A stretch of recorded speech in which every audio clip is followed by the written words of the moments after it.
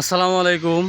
আজকে আপনাদের মাঝে আমি জিন এবং দেবতা নিয়ে আলোচনা করব। জিন এবং দেবতা।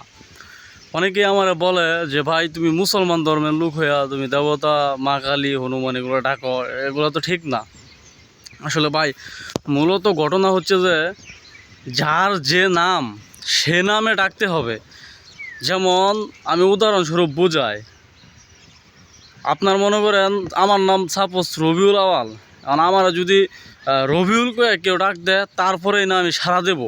কারণ আমি এদিক দিয়ে রাস্তায় দিয়ে হাইটা যাইতেছি, আমি যদি বলি যে ওই এদিকে আসো, ওই এদিকে আসো, ওই লোক আমার কখনোই সাড়া দেবে না। 100 জন মানুষ মনে করেন এদিক দিয়ে যাইতেছে, আমি সাপোজ বোঝাই আপনারে, 100 জন মানুষ যাইতেছে, মানে 100 জন মানুষের মধ্যে আপনি একজনটা ডাকবেন। হ্যাঁ, মা কালীরা ডাক দিবেন, নয়তো বা শিব কিংবা মহাদেব, যারাই আপনি ডাকেন দেবতা, হিন্দু ধর্মের মধ্যে তারা দেবতা বলে। তা আপনি যে সময় বলবেন যে এই শিব এদিকে আসো কিংবা মা কালী এদিকে আসো, তাহলেই না শিব অথবা মা কালী আপনাকে সাড়া দিবে যে কে ডাকতেছে, হ্যাঁ কোন ভক্ত আমার ডাকতেছে, এত ডাকাডাকি করতেছে, আমি যাই গিয়ে দেখি ও সমস্যাটা কী। আর আমরা মুসলমান ধর্মের মধ্যে বলি কি যে জিন জিন ধরে ডাকি। তা জিনের নাম আছে, বিভিন্ন জিনের নাম আছে, বড় বড়, হ্যাঁ জিনের বাচ্চা, তারপর বিভিন্ন জিনের নাম আছে। ওই জিনের নাম ধরে ডাক দিলেই না ওই জিন আমাদের কাছে আসবে, ঠিক আছে?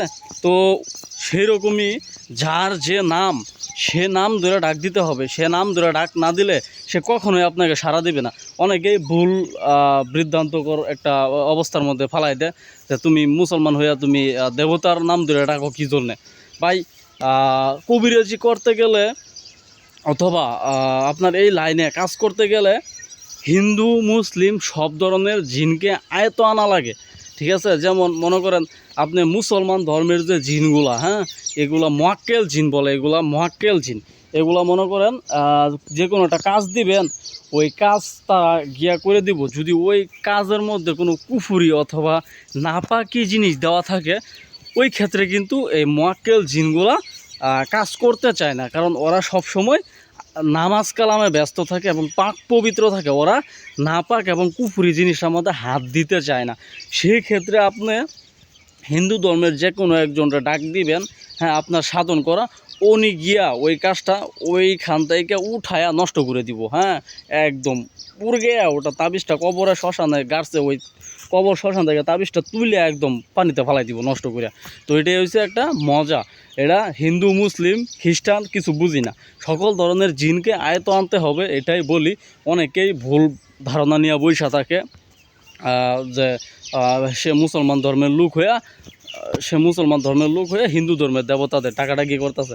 ভাই আমি আল্লাহ তাআলারে মানি এবং মনে প্রাণে বিশ্বাস করি আল্লাহ এক, তার কোনো শরিক নাই, ঠিক আছে? আমি নামাজ পড়ি, আমার সাথে অনেক মোয়াক্কেল জিনও আছে, অনেক মোয়াক্কেল জিন আছে এবং অনেক হিন্দু ধর্মের জিনও আমার সাধন করা আছে। আপনারা যারা কবিরাজ আছেন হাজিরা দেখতে পারেন, ওরা আপনারা হাজিরা দেখেন যে আমার সাথে কে আছে, কয়জন আছে, ঠিক আছে? তো সেটা না বলি। তো ভালো থাকবেন, ধন্যবাদ সকল।